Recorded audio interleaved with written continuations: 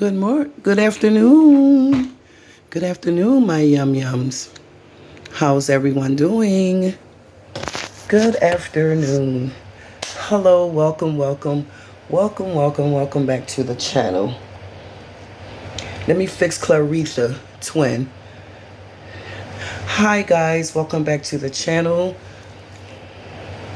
This afternoon, I wanted to come in and just say hello to all my yum yums and see how everyone is doing today. Happy Tuesday to each and every one of you.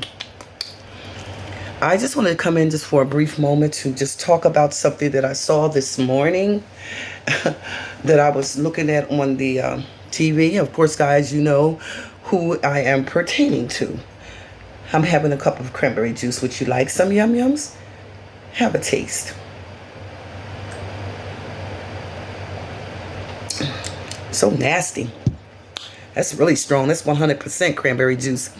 I had to do a little bit with water because sometimes it gives me heartburn, but I like I drink cranberry juice, like not all the time. Once in a blue moon, I might drink some because I have a taste for it or whatever. I just like it. But at any rate, guys, I want to come in and just talk to you all about Miss Slay. So who is the new companion, guys, supposed to be that she's quote unquote raving about?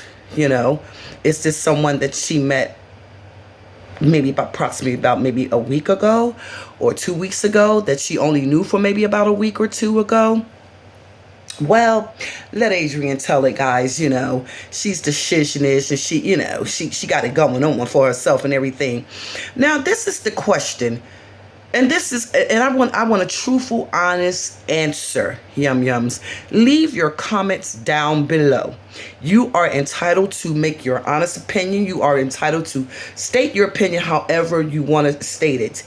But guys, do you believe that this is going to last with Adrienne and this gentleman? You keep telling us each and every time you meet somebody, you always say, you guys are going to get to meet them. You guys are going to get to meet them. And in the end, we never seem to meet them. You know why, guys? One is because she doesn't know how to conduct herself when she meets a gentleman. Two, she doesn't know how to be an actual ladylike when she meets a gentleman, because she always want to have that thuggish macho image that she gonna put mother effers in a headlock, and you know she don't take no snitch, and then she wants to carry knives around her neck. Not ladylike, you know what I mean? And thirdly, and most of all, well, let's make the third one the first one, okay? The third one, the first one, and the first one, the last one, which is the third. Okay? The first is that she don't know how to treat a man, because all she goes in for is manipulating them, thinking that she can, you know, have their head twisted, give them a little bit of shishi, you know what I mean, sell a little bit of shishi, and think that, you know, hey, you know, I got that thing they call a snap back, come back kind of situation thing there, you know, that 3D, that through, that's what she thinks she got, you know what I mean? But she always say that she, you know, she doesn't wear underwear. She doesn't believe in wearing panties and stuff like that. Listen, girls, we have a vagina, okay? We have a vagina. And we know that at all costs, we need to have on some panties. Now, maybe a lot of women don't wear them. I wear panties. I'm a big girl. And I don't play that mess about walking around with my shishi, my kupachi, my throw, stinking, okay? I don't play that. I ain't walking around without no panties on. So she makes herself available, you know, hey, ready and willing and able. You know what I'm saying?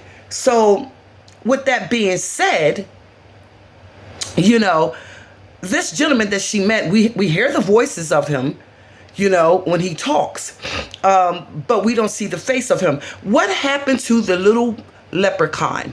That man that looked like Snow White leprechaun. He looks like he looks really, really scary. He like a ghost from beyond somewhere. And now she's not with him.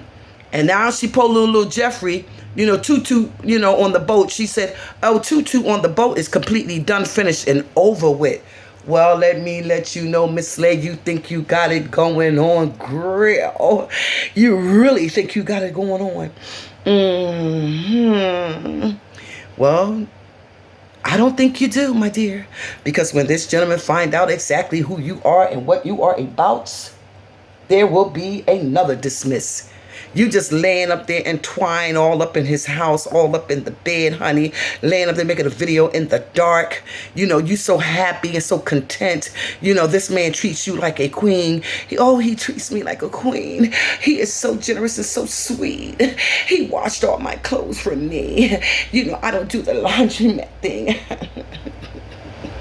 He washed all my clothes. He's so generous and sweet. He washing them all for you, honey, because he getting ready to put them back in your apartment, you know, either in your basement, which is your trunk, either in your storage, which is your trunk, okay, or in your attic, which is your trunk.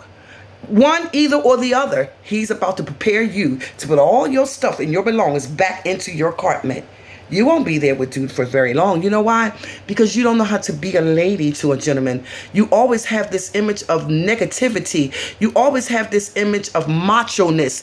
You know, you always have this image that you can whoop up on everybody and beat up on everybody ASS.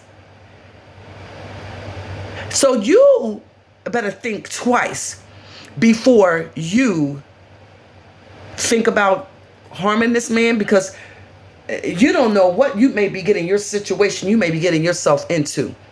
Do you know enough about this man to close your eyes at sir, and no disrespect to you because I don't know you, and you may be a generous, kind gentleman, and if you are that kind, gentle gentleman, beware, sir. Be very aware, because that slave girl, that one right there, the Grace. Very much so, the Grace.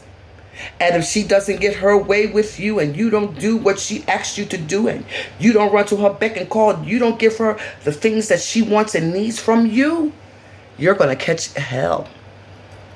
She's going to put you out on full speed blast. So I'm just giving you a heads up to be prepared for it, because that's who she is. Now, she speaks highly of you for the moment, until she gets tired of you. And when she becomes tired of you, she'll do something manipulative to get up under your skin, or she'll nag you to do something manipulative to get up under her skin so that she can argue with you and leave. And then who are you going to run back to, Slay? Tutu. You're going to run, that's what I call Mr. Jeffrey on the boat. Mr. Tutu. You're going to run back to him. And Ken, you got to be some kind of a fool to deal with all of this. What kind of kupachi kutina do she got down there? That she got you just so mind over matter, just twisted?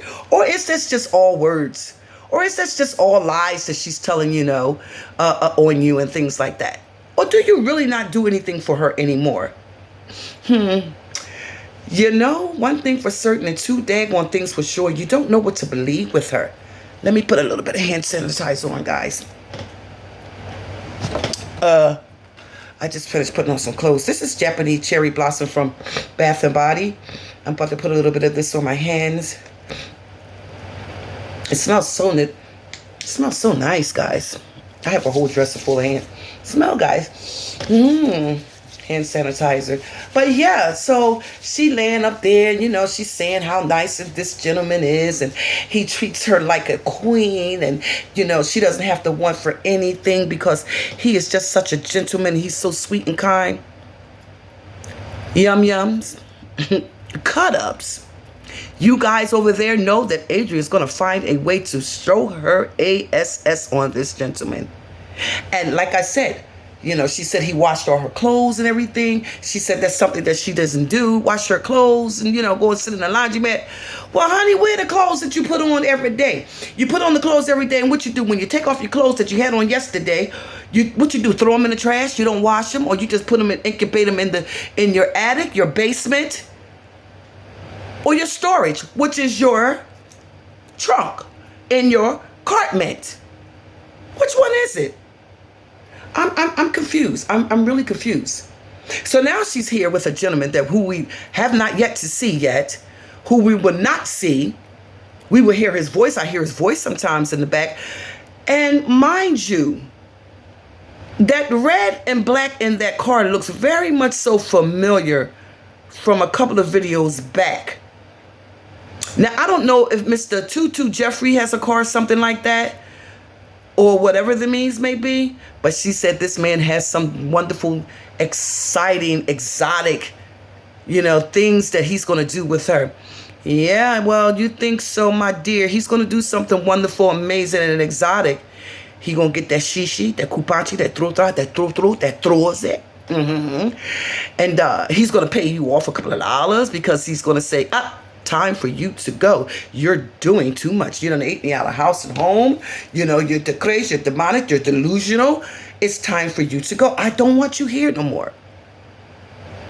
When are you going to make a better choice and a better decision in your life, Adrienne, to just get your life together? You'll be 51 years old next year, and you have not yet accomplished, achieved anything. But you say you live your best life. I don't understand. If that's living your best life, I don't want it. I don't want it. If that's considered living your best life, honey, I do not want any means or parts of that supposedly living your best life, because living your best life is not, and I'm not trying to down people that were homeless, you know what I'm saying? But some of them actually got their lives together, in a way of speaking, if they could. But it's like, you claim that you're not going back. You're not going back home because it's so bad there. Well, honey, let me first and foremost inform you. Any and everywhere you go, you're going to find trouble. Any and everywhere you go, you're going to find crime. Any and everywhere you go, you're going to find just things that's just happening all over the world. It is what you make in this society, in this world. It's how you make your life be in this world. You know that there's demonic and delusional things that's going on in the world, but it's up to you to make the decision and the choice to live the right way, which there is really no right way to live, because at all costs, you always got to be careful, and you got to just watch your back, and, be careful, because you don't know if you're ducking or dodging or, or whatever. You understand? But you sit before this camera and you get on here, and I promise you, yums and whoever, and even you guys, cut ups, she sits and she thinks of a topic to speak upon, because she has to keep it rolling, she has to keep it coming, and she has to keep it interesting. And the only people that are really interested in it is her cut ups. They're the only ones that's really interested in it. And actually, if you think about it and if you look, I've noticed that the Cash Apps has kind of died down a lot. They're figuring it out, girl. They're figuring it out. Now, if you still get Cash App from your cut-ups, but not as much as you were getting, they're declining. They're declining slowly. You don't get as much as you used to. You know what I mean? Because these people sit back and they're, let me tell you how people can sit back and they could just laugh about a person that is a narcissist. They can laugh about people that has mental illness, which I think is not funny. It is not a joke. It is a serious sickness, a very much sick, very serious sickness. And you even admit it to yourself that, yeah, I am crazy. I am very much so demonic, mental, and delusional. You admit it yourself. But all I'm saying to you is that, honey, you just keep meeting these people, you just keep surfacing all over the place. You're surfacing and you're meeting these people whom you know absolutely nothing about, Adrienne, and you put yourself in situations that you may not come out one day. Now, you with this gentleman.